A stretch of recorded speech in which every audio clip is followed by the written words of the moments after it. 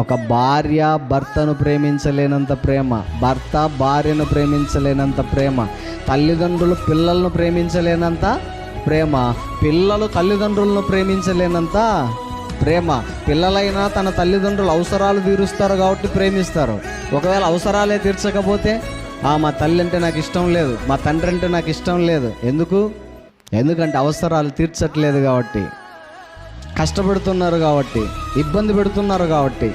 అటు ప్రేమణ దేవుని వర్ల దేవుడు అలాంటి వాడు కాదు. ప్రేమణ దేవుని వర్ల తల్లిదండ్రులైనా పిల్లలు అయినా ఎవరైనా అసలు ఒక కుటుంబంలో లేనంత ప్రేమ ఉంది. ఒకవేళ స్నేహితుడు ఎక్కువగా ప్రేమిస్తున్నాడా నిన్ను, ఆ స్నేహితుడు కూడా ప్రేమించలేనంత ప్రేమ దేవుడు నిన్ను ప్రేమిస్తున్నాడు. బంధువు ప్రేమిస్తున్నాడా, బంధువులు కూడా ప్రేమించలేనంత ప్రేమ దేవుడు ప్రేమిస్తున్నాడు. అంటే ఒక్కసారి ఆలోచన చేయండి, దేవుని ప్రేమ ఎంత గొప్పదో, ఎంత మహోన్నతమైన ప్రేమ కలిగిన వాడంటే దేవుడు తన ప్రాణాన్ని సహితము నీ కోసం ఇవ్వగలిగేంత ప్రేమ కలిగిన వాడు.